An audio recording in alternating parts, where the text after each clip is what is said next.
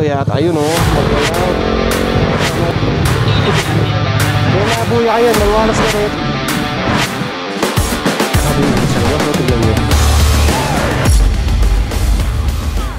Yeah. Okay, so for today gagamitin natin si Julia.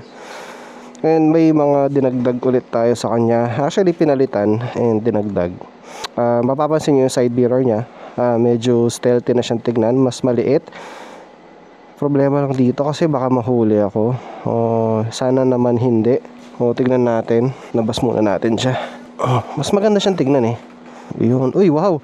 Ang ganda ng reflection ng visor ko. Yeah. Diba?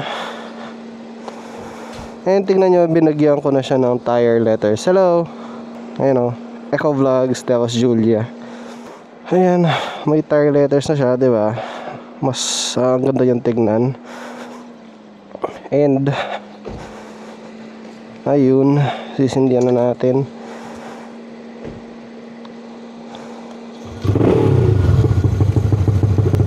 Fan, yung mga nakakaalala dyan. Nakalimutan ko mag gloves. Parang ang taas na ito.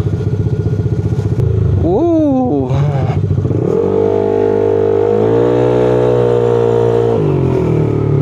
Uy, nakakamiss siyang gamitin.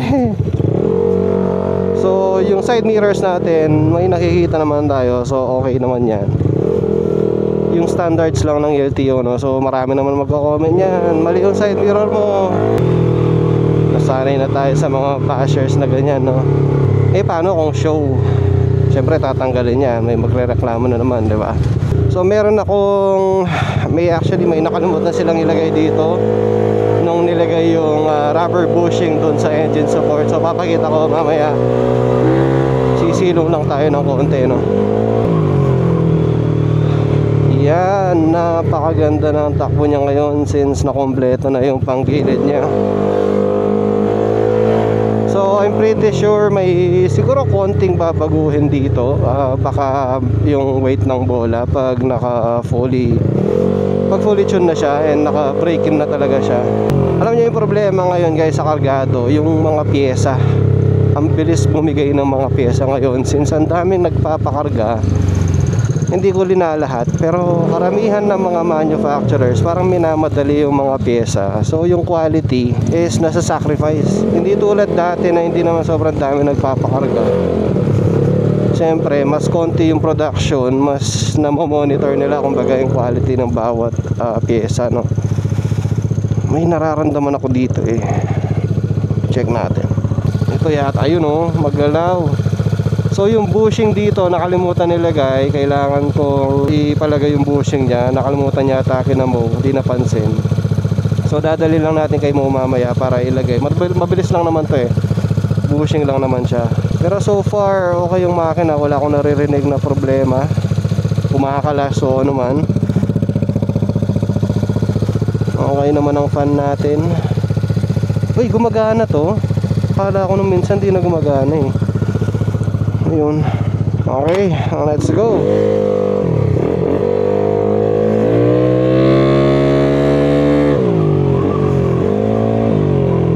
Last time kong ginamit to guys, binalik ko ulit sa bahay kasi may kumalas na parts.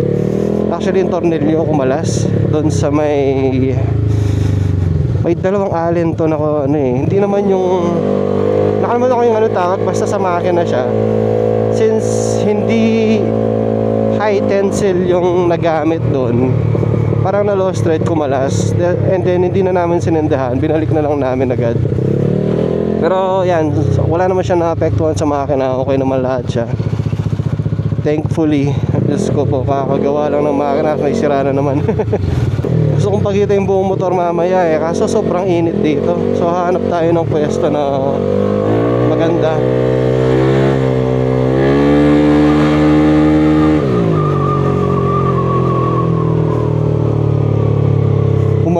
Umangat siya kanina.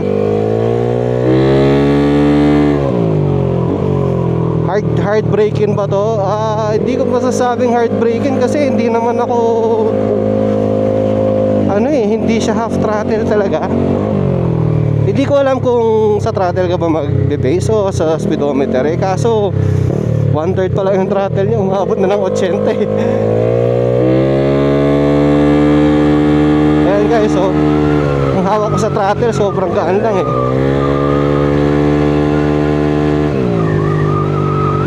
Diba? 90 siya agad. Grabe tong motor na to. Hindi naman grabing piga ako sa throttle eh. Maganda siguro yung pagkatono din, di ba? Kaya gano'n.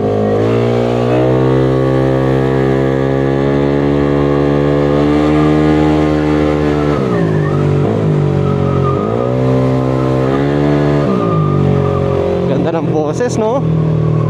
Lakas pa ng braking power niya sa likod ngayon dahil naka-disc brake na siya. Sarap kabitin talaga.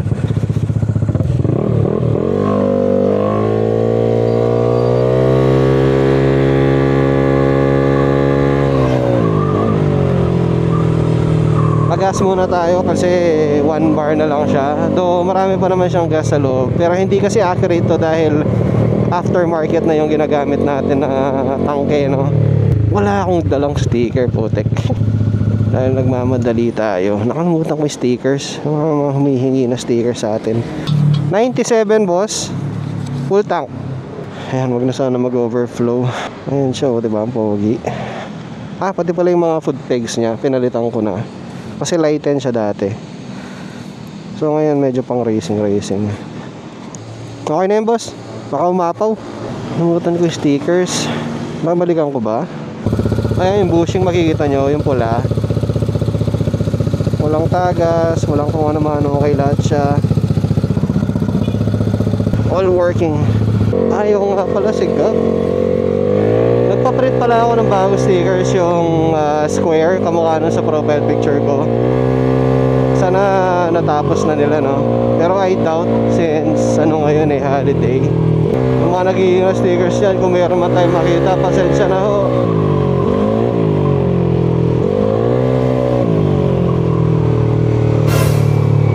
Nagte-text si kuya. Naku, wag kang mag-text na nagda-drive.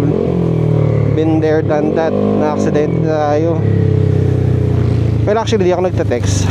Lumingon lang ako sa phone, tapos ayun, nabangga ako. Ano lang yun, walang segundo, walang isang segundo. So sa mga ayun sa mga nagda-drive na nagte-text, wag na wag kong gagawin yan. Delikado, baka may mapahamak kayong ibang tao na maayos mag-drive. Ang daming tao sa labas. So yung mga bumoboto niyan.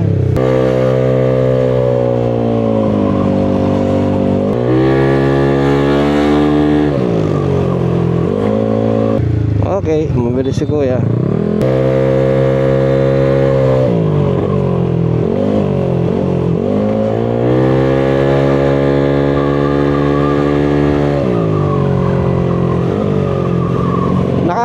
Nakakatempigain ng sobra, no? Kasi hindi ko magawa-gawa. Ito yung play niya. Ayan, play pa lang yan. Walang throttle. Tapos, tignan nyo yung kamay ko, Ito yung play. Diyan pala mag-i-start. Ayan, kita nyo pa yung galaw ng wrist ko. Sobrang minimal. Kaya sinasabi kong 1/3 lang yung throttle na nagagawa ko eh.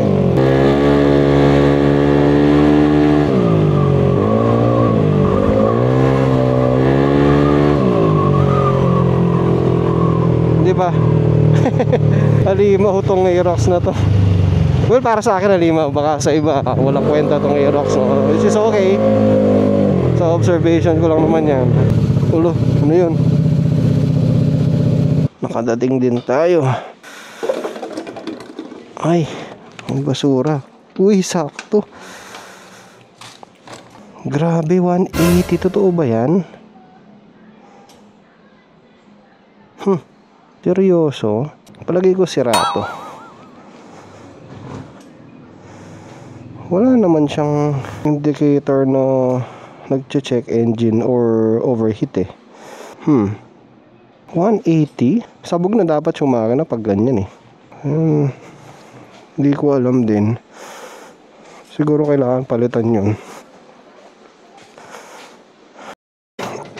Okay, papalitan natin yung cap ng aking radiator kasi feeling ko sira na to, nag 180. Pero nung tinignan ko sa ECU niya, nasa 80 lang yung temperature. Oh nako.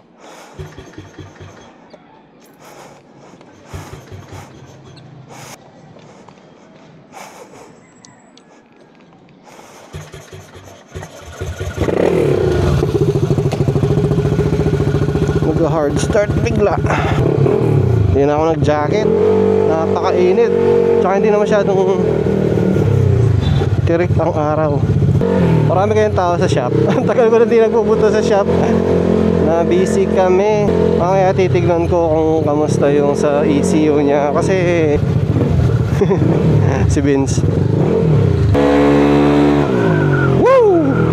Sarap niya talagang paglaruan. Ay, mali ang daan ko. Mali. Dapat right ako eh. Ay, pwede pala mag-right dito. Kala ko bawal.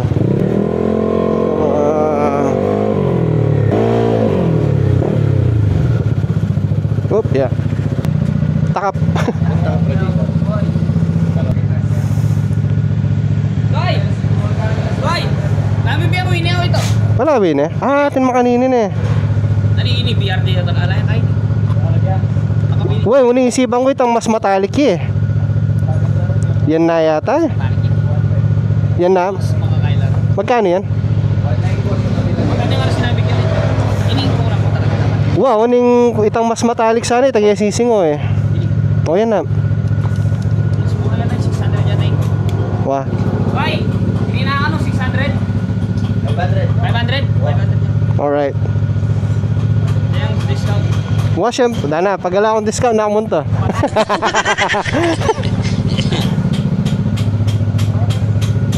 Wala ako.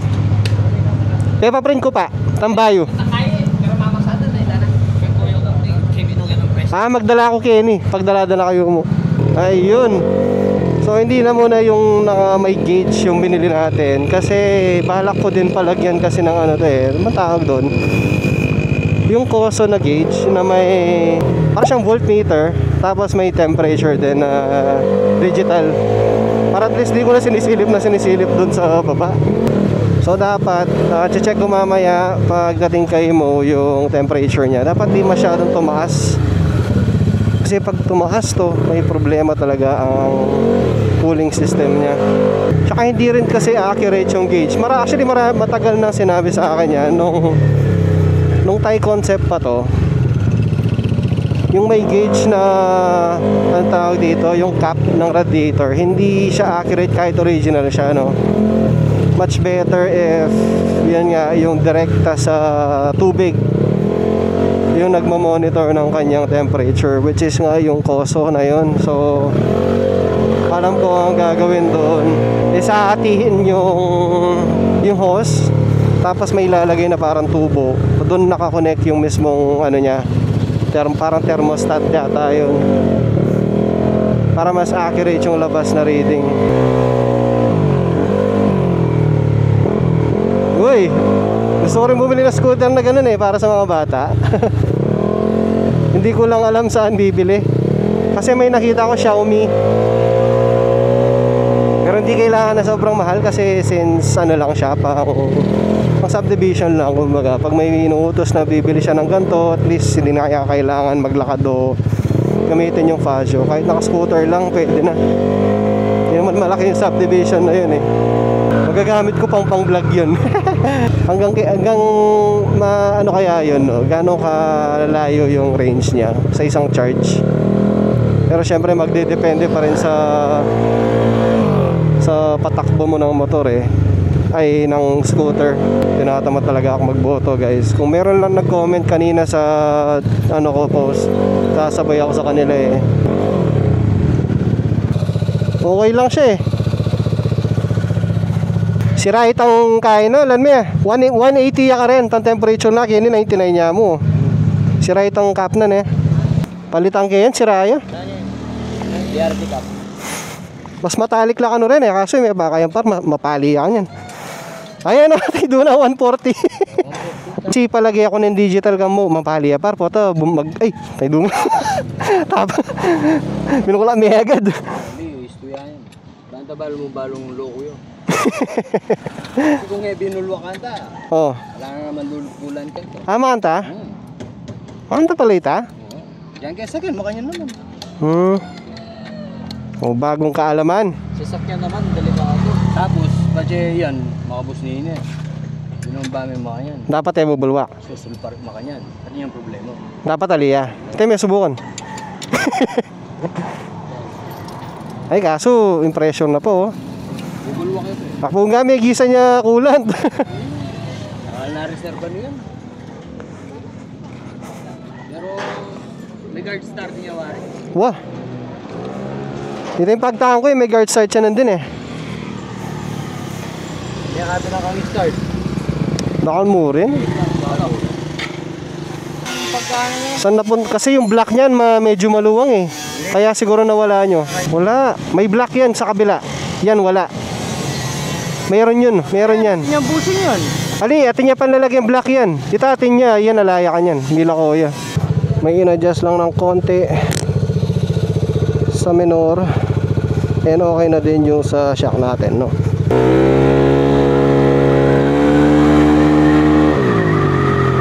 Yan, medyo okay na rin to. Hindi masyadong malaki yung play niya. Kasi last time sobrang dami ng play niya eh. So pag ini-start ko siya, since nagka-clearance daw yung parang mga something sa components niya sa makina, so kailangan more gas pag sinisindihan. So kailangan ipatono yung ECU since naglalapat na yata yung buong makina or yung components. Hindi ko maintindihan eh, basta hindi naman tayo mekaniko, pero nagigets ko kahit pa paano yung sinasabi ni Mo. Dadaanan ko lang si Kim para pasilip din sa kanya. Baka pwedeng may galawin siya sa ECU natin na mabilis para lang madagdagan yung gas sa startup. Palagay ko nagkukulang ng gas sa startup to eh. Tsaka natutuwa din ako since napapansin ko dumadami yung nakakakilala sa motor, no? Sa mga napupuntahan natin shop, nakikilala tapos nagiging sticker bigla. Nakakataba lang ng puso yung ganon. Kahit konti pa lang ang followers natin, 6,000 pa lang yan. Yung iba nga, hundreds of thousands na eh. Kumusta naman yung mga nagme-message sa kanila? Kasi ako, as much as possible, lahat na nagme-message sa akin, nire-replyan ko. Baka kasi sabihin, suplado tayo. So, wala naman sigurong gagawin si Kim dito. So, check lang. Papacheck ko lang para at least updated siya sa nangyayari sa motor. Ay, sige mo, wala.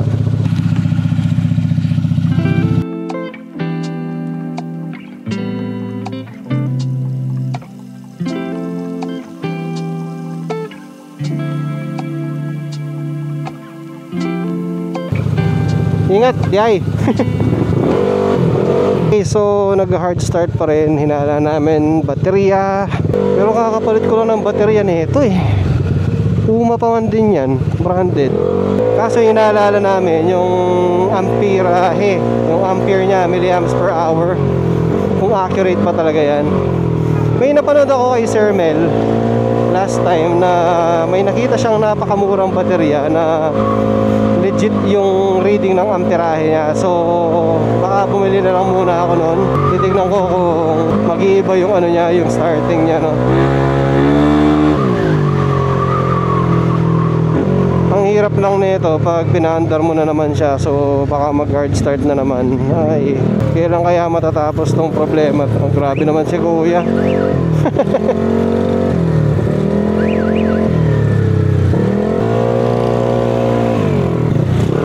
Grabe, talagang loko-loko magpatakbo to, walang plate number.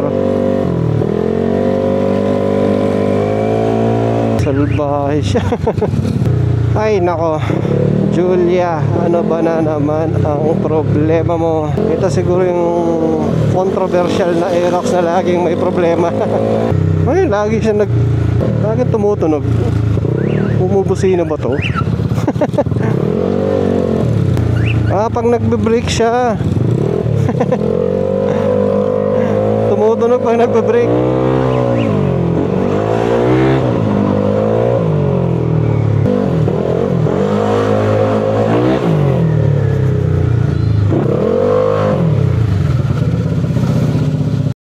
nakalimutan kong i-record ang pauwi natin, no? So, ang gusto ko lang gawin kanina, yung sinasabi ko nga kanina is papakita ko sana siya kung ano yung mga napalitan para updated kayo. Nahulog ang mic natin. So, ayun. Gusto ko lang pakita sa inyo anong iniba natin kay Julia. So, kung una-una sa taas tayo. So, pinalitan ko yung side mirror natin, no? Medyo stealthy looking. Ayan siya. Nakita ko lang to sa mga ibang vlogger. So, tinay kong ginaya and gumanda naman siya kahit papano. And mapapansin nyo, iba to. Diba? But nasa loob siya. Supposedly, dapat to nandito sa kabila. Kaso tatamaan tong bracket ng kanyang baso. So, pinagpalit ko sila para lang magkaroon siya ng daan. And di naman siya pangit tignan, no? Parang ganyan talaga siya. And short neck na siya. Ayan, kung mapapansin nyo, short neck na. And nakabend ng konti ang ating handlebar. So, pinabend ko na yan. And, ito. Yung gulong pala. Kung mapapansin nyo, linagyan na natin ng Eco Vlogs. Tapos, of course, yung pangalan niya, Julia. Yan, hindi na rin magalaw to. So, napaayos ko na yan. Yung play ng kanyang throttle is okay na rin. Hindi na masyadong loose. Sakto-sakto na yan. And pinadagdag natin ng konting gas pag nag-start kasi nag-hard start to eh. So hopefully tomorrow morning hindi siya mag-hard start. Pero bumili ako ng extra battery just in case na magka-problema ulit siya. Ang hinala namin battery na naman eh. So yun nga, may napanood akong video ni Sir Mel regarding dun sa battery. So in order ko yon, try natin kung anong itsura or anong epekto niya sa andar. And yung foot pegs, hindi na siya lighted. So, ano na siya, beefy tignan. Ang ganda niya tignan ngayon eh. Ayun siya guys. Ayun yung update natin dyan kay Julia. Ito, sa next vlog natin, papakita natin yung mga pinalitan natin, mga sinuntok na pyesa. Okay? So, hindi ako nakapag-outro kanina since hindi nga siya na-record. Gusto ko lang magpasalamat ulit sa mga patuloy na sumusuporta, yung mga nagme-message sa atin kung kamusta na daw si Julia. Ayan siya, okay naman na siya. Yung starting lang ang nagiging problema, so hopefully mas solusyonan natin sa battery. Thank you again sa mga nagme-message, sa mga nagtatanong ng pyesa nito. So nakakataba ng puso yung gusto nyong nakikita yung mga nakasalpak sa kanya, no? Kung may questions kayo, basta mag-PM lang kayo. Pag regarding sa makina, hindi po ako mekaniko, hindi ko lahat masasagot yung mga tanong nyo. Yung panggilid niya, 11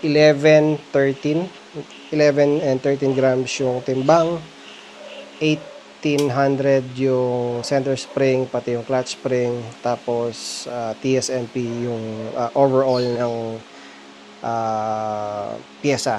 Ang pagkakaiba lang yata nito or yung iba lang is yung parang ceramic bushing sa front pulley at saka yung RS8 na clutch lining. So yun yung mga RS8 na pyesa niya. Tsaka yung bell pala, bell housing RS8 din yan since okay pa naman sila. Okay guys, so sa susunod makikita nyo lalagyan na natin siya ng gauge, temperature at saka voltage meter gauge. Voltage meter, hindi pala gauge dito. So yung digital na, para hindi na ako tingin ng tingin doon sa may radiator cap. Pinalitan ko pala yung radiator cap nito. Okay, so hindi na siya yung may gauge since hindi sila accurate. Yan, mas tight siya. So, hindi nakakawala yung coolant. Okay guys, thank you again sa panonood and of course, I'll see you in the next one. Peace.